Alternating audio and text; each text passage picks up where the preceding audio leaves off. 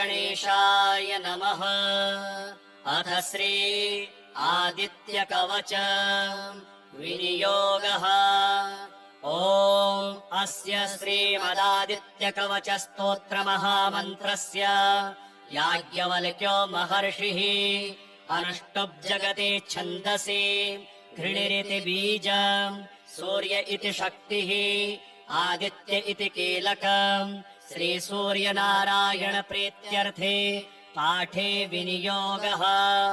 उदयाचलमागत्य वेदरूपमनामयम् तुष्टावपरया भक्त्या वालखिल्यादिभिर्वृतम् देवासुरैः सदा वन्द्यम् ग्रहेश्च परिवेष्टितम् ध्यायन् स्तुवन् पठन्नाम यः सूर्यकवचम् सदा कृणिः पातु शिरोदेशम् सूर्यः फालम् च भातु मे आदित्यो लोचने पातु श्रुते पातु प्रभाकरः घ्राणम् पातु सदा भानुः अर्कः पातु मुखम् तथा जिह्वाम् पातु जगन्नाथः कण्ठम् पातु विभावसुः स्कन्दः ग्रहपतिः पातु भुजौ पातु प्रभाकरः अहस्करः पातु हस्तौ हृदयम् पातु भानुमान् मध्यम् च पातु सप्ताश्वो नाभिम् पातु नभो मणिः द्वादशात्मा कटिम् पातु सविता पातु सृक्किणी ऊरो पातु सुरश्रेष्ठो जानुनी पातु भास्करः जङ्घे पातु च मार्ताण्डो गलम् पातु द्विषाम्पतिः पादौ बध्नः सदा पातु मित्रोऽपि सकलम् वपुः वेदत्रयात्मक स्वामिन् नारायण जगतपते अयातयामम् तम् कञ्चिद् वेदरूपः प्रभाकरः स्तोत्रेणानेन सन्तुष्टो वालखिल्यादिभिर्वृतः साक्षाद् वेदमयो देवो रथारूढः समागतः तम् दृष्ट्वा सहसोत्थाय दण्डवत प्रणमन् भुवि कृताञ्जलिपुटो भूत्वा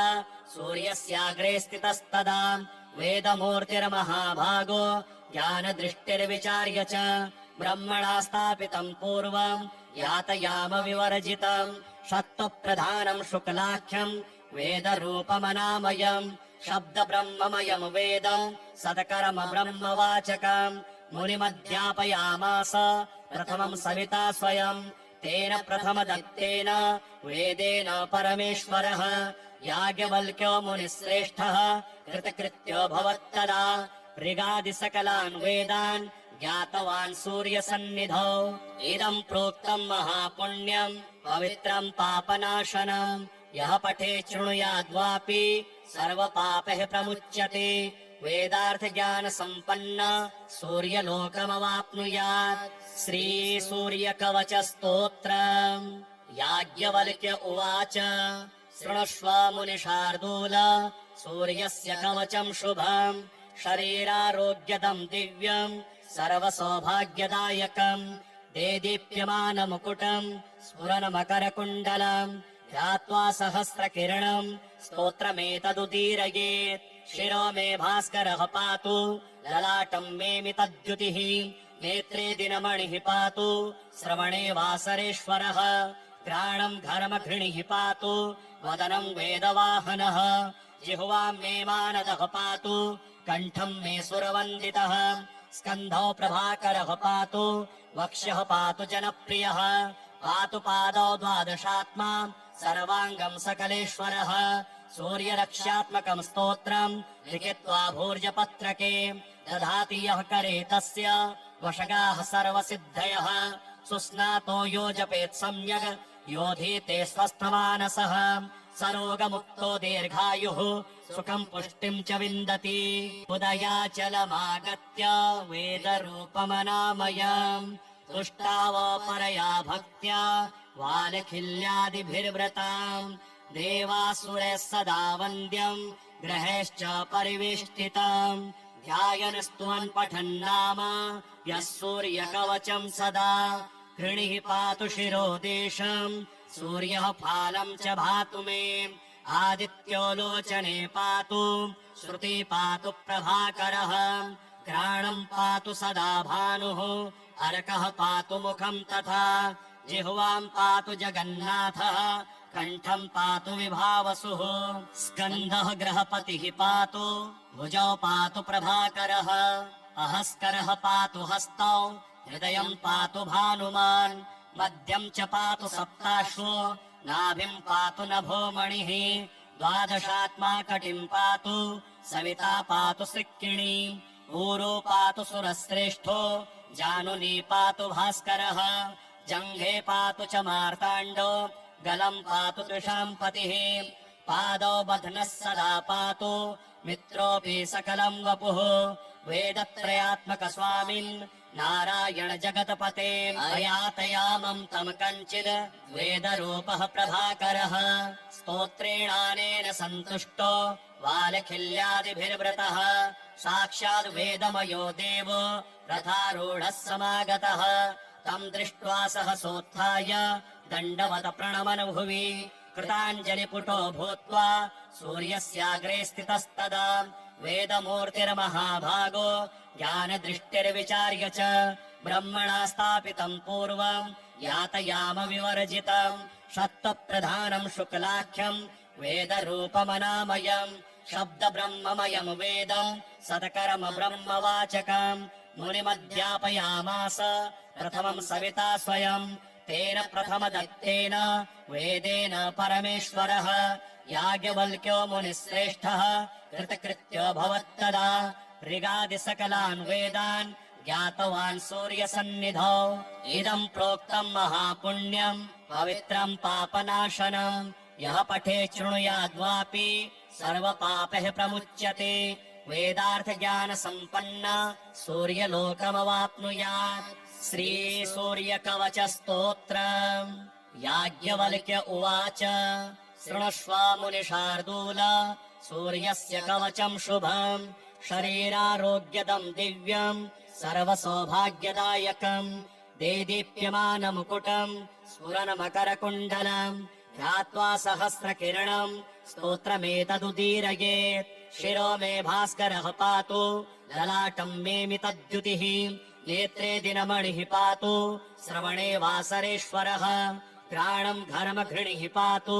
वदनम् वेदवाहनः जिह्वाम् मे मानदः पातु कण्ठम् मे सुरवन्दितः स्कन्धौ प्रभाकरः पातु वक्ष्यः पातु जनप्रियः पातु पादौ द्वादशात्मा सर्वाङ्गम् सकलेश्वरः सूर्यरक्षात्मकम् स्तोत्रम् लिखित्वा भूर्जपत्रके दधाति यः करे तस्य वशगाः सर्वसिद्धयः सुस्नातो यो जपेत् सम्यग् योधीते स्वस्थमानसः सरोगमुक्तो दीर्घायुः सुखम् पुष्टिम् च विन्दति उदयाचलमागत्य वेदरूपमनामयम् तुष्टाव परया भक्त्या वालखिल्यादिभिर्वृतम् देवासुरैः सदा वन्द्यम् ग्रहेश्च परिवेष्टितम् ध्यायन् स्तुवन् पठन् नाम यः सूर्यकवचम् सदा कृणिः पातु शिरो देशम् सूर्यः फालम् च भातु मे आदित्यो लोचने पातु श्रुति पातु प्रभाकरः घ्राणम् पातु सदा भानुः अर्कः पातु मुखम् तथा जिह्वाम् पातु जगन्नाथः कण्ठम् पातु विभावसुः स्कन्धः गृहपतिः पातु भुजौ पातु प्रभाकरः अहस्करः पातु हस्तौ हृदयम् पातु भानुमान् मध्यम् च पातु सप्ताश्वो नाभिम् पातु नभोमणिः द्वादशात्मा कटिम् पातु सविता पातु सिक्किणी ऊरो पातु सुरश्रेष्ठो जानुनी पातु भास्करः जङ्घे पातु च मार्ताण्डो गलम् पातु त्विषाम् पतिः पादौ बध्नः सदा पातु मित्रोऽपि सकलम् वपुः वेदत्रयात्मक स्वामिन् नारायण जगत्पते अयातयामम् तम् कञ्चित् वेदरूपः प्रभाकरः स्तोत्रेणानेन सन्तुष्टो वालखिल्यादिभिर्व्रतः साक्षाद् वेदमयो देवो रथारूढः समागतः तम् दृष्ट्वा सहसोत्थाय दण्डवत प्रणमन् भुवि कृताञ्जलिपुटो भूत्वा सूर्यस्याग्रे स्थितस्तदा वेदमूर्तिर्महाभागो ज्ञानदृष्टिर्विचार्य च ब्रह्मणा स्थापितम् पूर्वम् यातयाम विवर्जितम् सत्त्वप्रधानम् शुक्लाख्यम् वेदरूपमनामयम् शब्द ब्रह्ममयम् वेदम् सत्कर्म ब्रह्मवाचकम् मुनिमध्यापयामास प्रथमम् सविता स्वयम् तेन प्रथम दत्तेन वेदेन परमेश्वरः याज्ञवल्क्यो मुनिश्रेष्ठः कृतकृत्यो भवत्तदा ऋगादिसकलान् वेदान् ज्ञातवान् सूर्यसन्निधौ इदम् प्रोक्तम् महापुण्यम् पवित्रम् पापनाशनम् यः पठे शृणुयाद्वापि सर्वपापैः प्रमुच्यते वेदार्थ ज्ञान सम्पन्न सूर्यलोकमवाप्नुयात् श्रीसूर्यकवचस्तोत्रम् याज्ञवल्क्य उवाच शृणुष्व मुनिशार्दूल सूर्यस्य कवचम् शुभम् शरीरारोग्यदम् दिव्यम् सर्वसौभाग्यदायकम्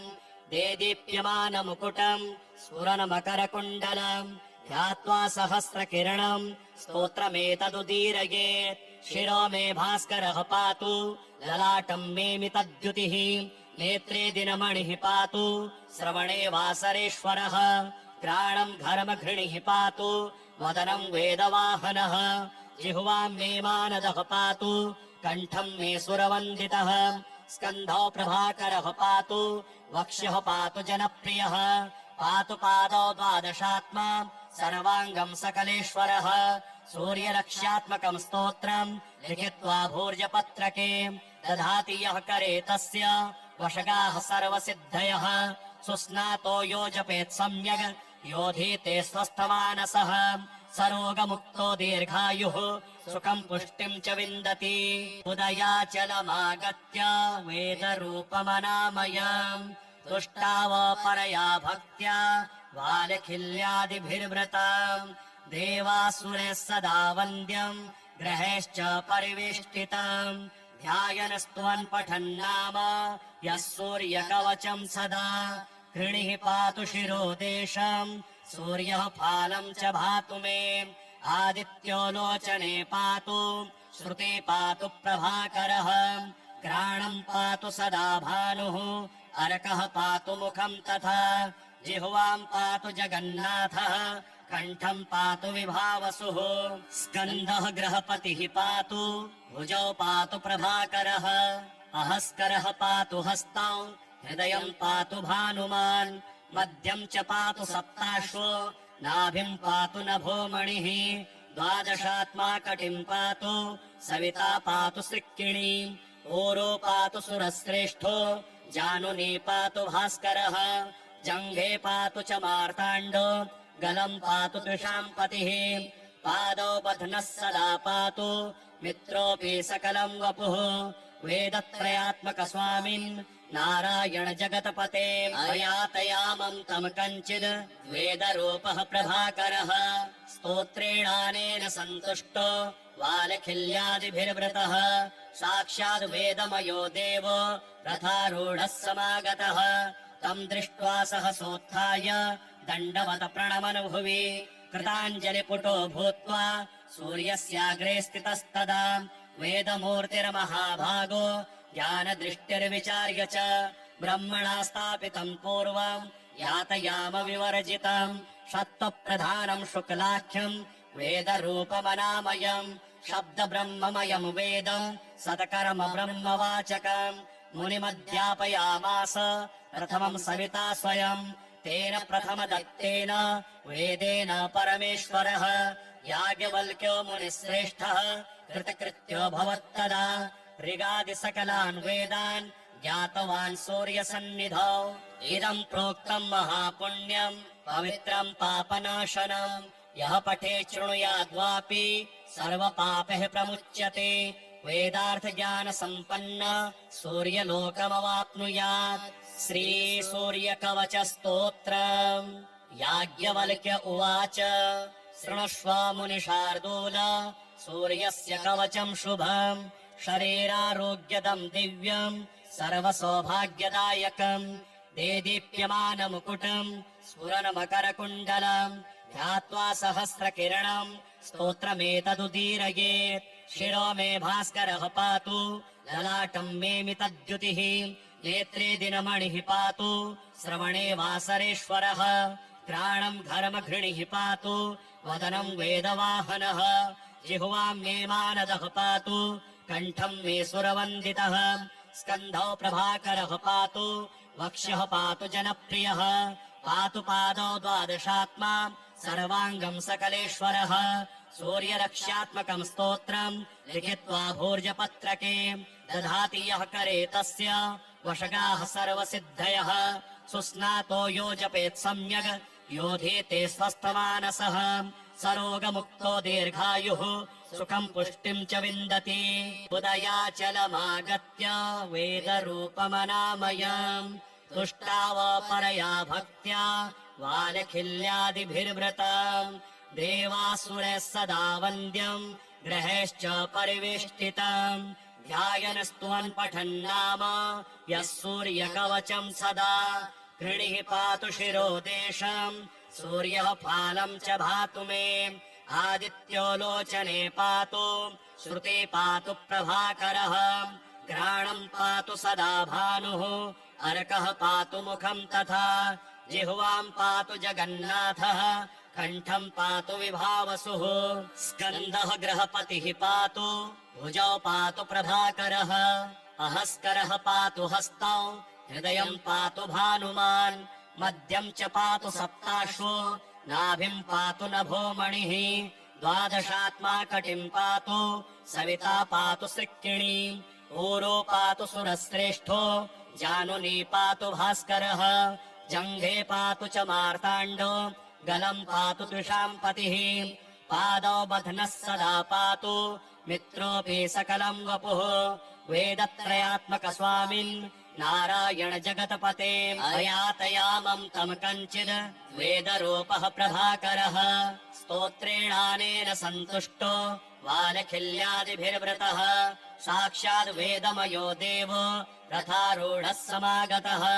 तम् दृष्ट्वा सहसोत्थाय दण्डवत प्रणमन् भुवि कृताञ्जलिपुटो भूत्वा सूर्यस्याग्रे स्थितस्तदा वेदमूर्तिर्महाभागो ज्ञानदृष्टिर्विचार्य च ब्रह्मणा स्थापितम् पूर्वम् यातयाम विवर्जितम् सत्त्वप्रधानम् शुक्लाख्यम् वेदरूपमनामयम् शब्दब्रह्ममयम् वेदम् सत्कर्म ब्रह्मवाचकम् मुनिमध्यापयामास प्रथमम् सविता स्वयम् तेन प्रथमदत्तेन वेदेन परमेश्वरः याज्ञवल्क्यो मुनिश्रेष्ठः कृतकृत्यो भवत्तदा ऋगादिसकलान् वेदान् ज्ञातवान् सूर्यसन्निधौ इदम् प्रोक्तम् महापुण्यम् पवित्रम् पापनाशनम् यः पठे शृणुयाद्वापि सर्वपापैः प्रमुच्यते वेदार्थज्ञानसम्पन्न सूर्यलोकमवाप्नुयात् श्रीसूर्यकवचस्तोत्रम् याज्ञवल्क्य उवाच शृणुष्व मुनिशार्दूल सूर्यस्य कवचम् शुभम् शरीरारोग्यदम् दिव्यम् सर्वसौभाग्यदायकम् देदीप्यमानमुकुटम् स्फुरन्मकरकुण्डलम् ध्यात्वा सहस्रकिरणम् स्तोत्रमेतदुदीरयेत् शिरो मे भास्करः पातु ललाटम् मे मितद्युतिः नेत्रे दिनमणिः पातु श्रवणे वासरेश्वरः घ्राणम् घर्मघृणिः पातु वदनम् वेदवाहनः जिह्वाम् मे मानदः पातु कण्ठम् मे सुरवन्दितः स्कन्धौ प्रभाकरः पातु वक्ष्यः पातु जनप्रियः पातु पादौ द्वादशात्मा सर्वाङ्गम् सकलेश्वरः सूर्यरक्ष्यात्मकम् स्तोत्रम् लिखित्वा भूर्जपत्रके दधाति यः करे तस्य वशगाः सर्वसिद्धयः सुस्नातो यो जपेत् सम्यग् योधीते स्वस्थमानसः सरोगमुक्तो दीर्घायुः सुखम् पुष्टिम् च विन्दति उदयाचलमागत्य वेदरूपमनामयम् तुष्टावपरया भक्त्या वालखिल्यादिभिर्वृतम् देवासुरैः सदा वन्द्यम् ग्रहेश्च परिवेष्टितम् ध्यायन् स्तुवन् पठन् नाम यः सूर्यकवचम् सदा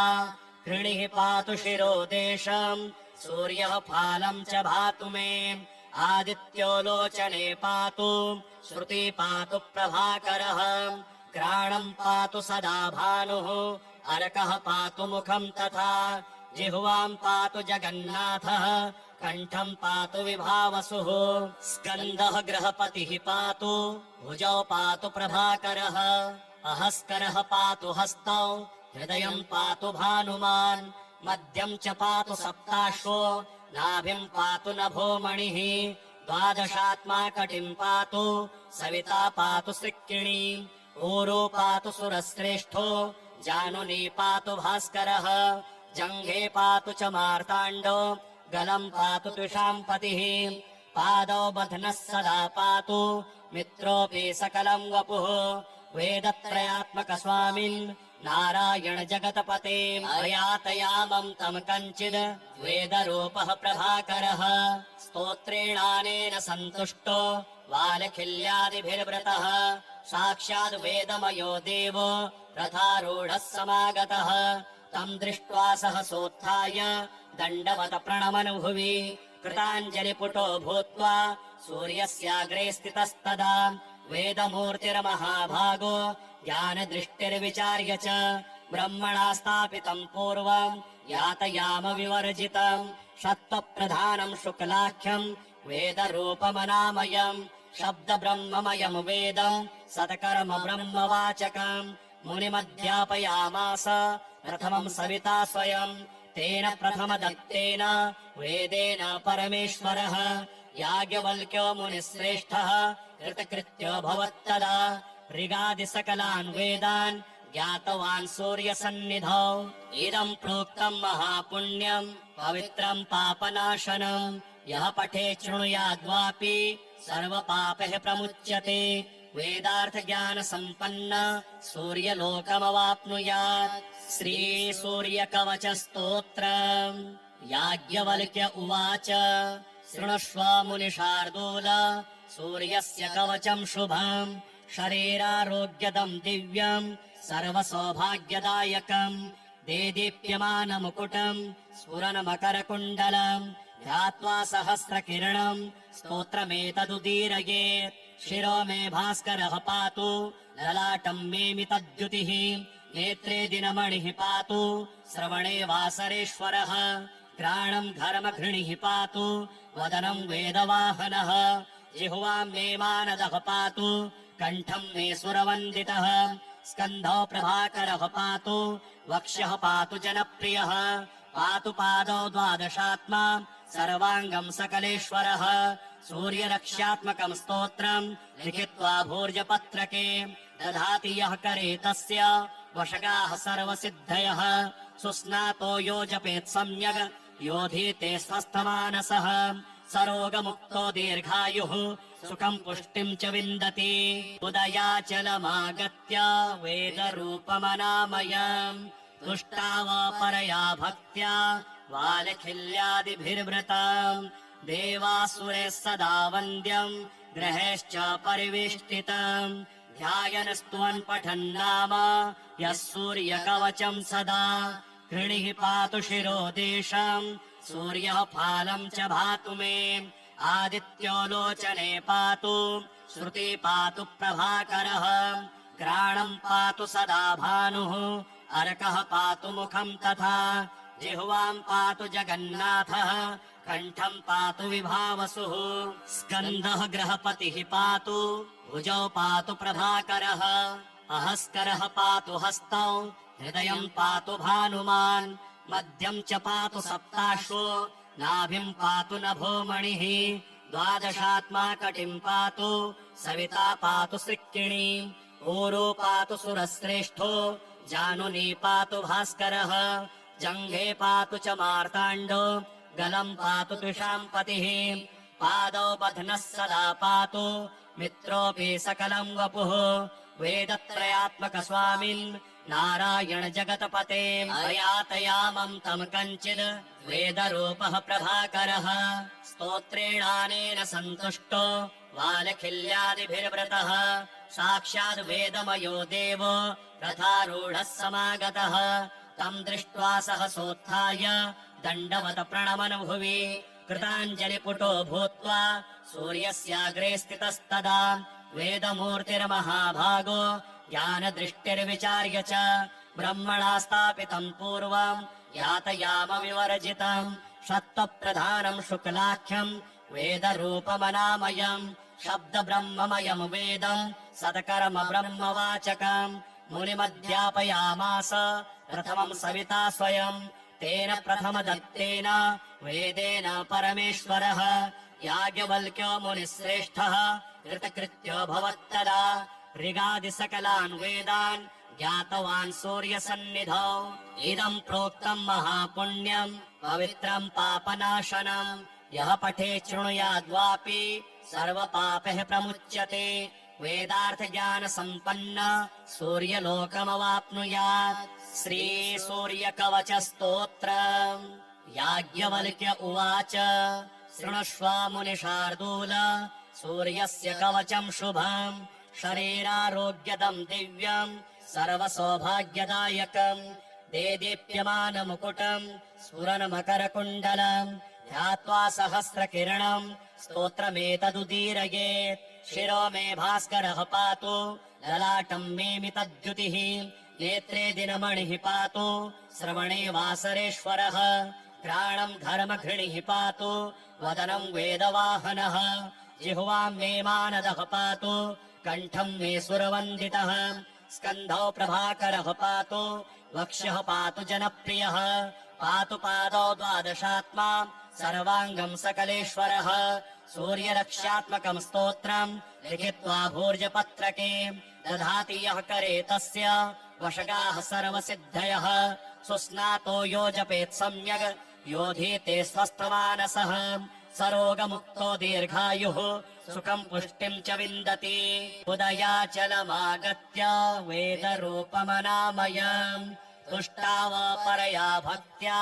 वालखिल्यादिभिर्व्रताम् देवासुरे सदा वन्द्यम् ग्रहेश्च परिवेष्टितम् ध्यायनस्त्वन् पठन्नाम यः सूर्यकवचम् सदा कृणिः पातु शिरो देशम् सूर्यः फालम् च भातु मे आदित्यो लोचने पातु श्रुते पातु प्रभाकरः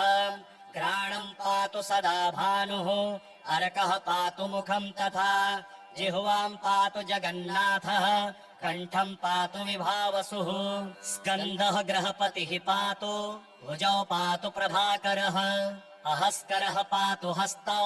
हृदयम् पातु भानुमान् मध्यम् च पातु सप्ताश्वो नाभिम् पातु नभो मणिः द्वादशात्मा कटिम् पातु सविता पातु सृक्किणी ऊरो पातु सुरश्रेष्ठो जानुनी पातु भास्करः जङ्घे पातु च मार्ताण्डो गलम् पातु तृषाम् पतिः पादौ बध्नः सदा पातु मित्रोऽपि सकलम् वपुः वेदत्रयात्मक स्वामिन् नारायण जगतपते अयातयामम् तम् कञ्चिद् वेदरूपः प्रभाकरः स्तोत्रेणानेन सन्तुष्टो वालखिल्यादिभिर्व्रतः साक्षाद् वेदमयो देवो रथारूढः समागतः तम् दृष्ट्वा सहसोत्थाय दण्डवत प्रणमन् भुवि कृताञ्जलिपुटो भूत्वा सूर्यस्याग्रे स्थितस्तदा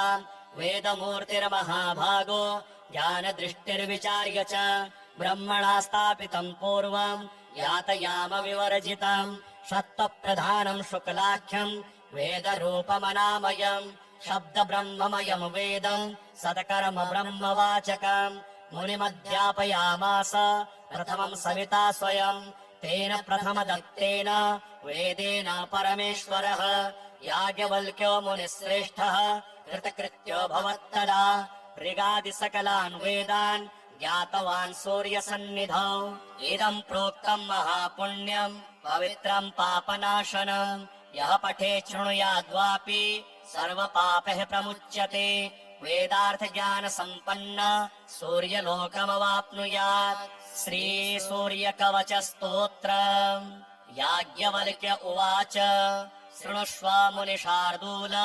सूर्यस्य कवचम् शुभम् शरीरारोग्यदम् दिव्यम् सर्वसौभाग्यदायकम् देदीप्यमानमुकुटम् स्फुरन्मकरकुण्डलम् ध्यात्वा सहस्रकिरणम् स्तोत्रमेतदुदीरयेत् शिरो मे भास्करः पातु ललाटम् मेमि तद्युतिः नेत्रे दिनमणिः पातु श्रवणे वासरेश्वरः घ्राणम् घर्मघृणिः पातु वदनम् वेदवाहनः जिह्वाम् मे मानदः पातु कण्ठम् मे सुरवन्दितः स्कन्धौ प्रभाकरः पातु वक्ष्यः पातु जनप्रियः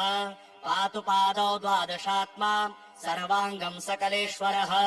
सूर्यरक्ष्यात्मकम् स्तोत्रम् लिखित्वा भूर्जपत्रके दधाति यः करे तस्य वशगाः सर्वसिद्धयः सुस्नातो यो जपेत् सम्यग् योधीते स्वस्थमानसः सरोगमुक्तो दीर्घायुः सुखम् पुष्टिम् च विन्दति उदयाचलमागत्य वेदरूपमनामयम् तुष्टावपरया भक्त्या वालखिल्यादिभिर्वृतम् देवासुरैः सदा वन्द्यम् ग्रहेश्च परिवेष्टितम् ध्यायन् स्तुवन् पठन् नाम यः सूर्यकवचम् सदा कृणिः पातु शिरो देशम् सूर्यः फालम् च भातु मे आदित्यो लोचने पातु श्रुति पातु प्रभाकरः घ्राणम् पातु सदा भानुः अर्कः पातु मुखम् तथा जिह्वाम् पातु जगन्नाथः कण्ठम् पातु विभावसुः स्कन्दः ग्रहपतिः पातु भुजौ पातु प्रभाकरः अहस्करः पातु हस्तौ हृदयम् पातु भानुमान् मध्यम् च पातु सप्ताश्वो नाभिम् पातु नभोमणिः द्वादशात्मा कटिम् पातु सविता पातु सृक्किणी ऊरो पातु सुरश्रेष्ठो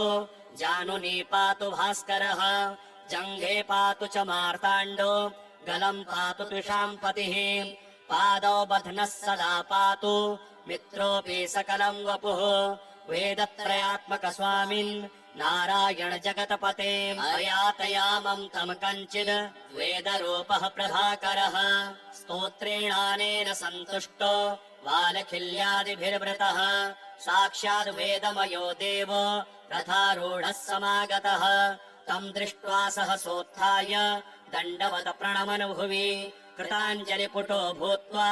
सूर्यस्याग्रे स्थितस्तदा वेदमूर्तिर्महाभागो ज्ञानदृष्टिर्विचार्य च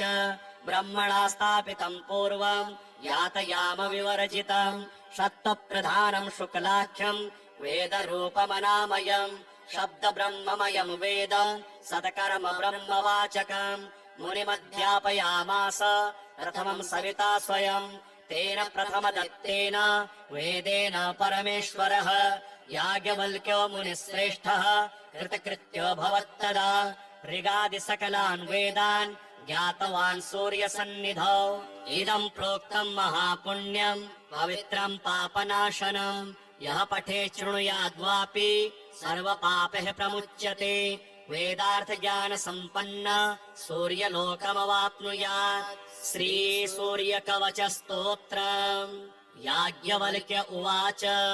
शृणुष्व मुनिशार्दूल सूर्यस्य कवचम् शुभम् शरीरारोग्यदम् दिव्यम् सर्वसौभाग्यदायकम् देदीप्यमानमुकुटम् स्फुरनमकरकुण्डलम् ध्यात्वा सहस्रकिरणम् स्तोत्रमेतदुदीरयेत् शिरो मे भास्करः पातु ललाटम् मेमि तद्युतिः नेत्रे दिनमणिः पातु श्रवणे वासरेश्वरः घ्राणम् घर्मघृणिः पातु वदनम् वेदवाहनः जिह्वाम् मे मानदः पातु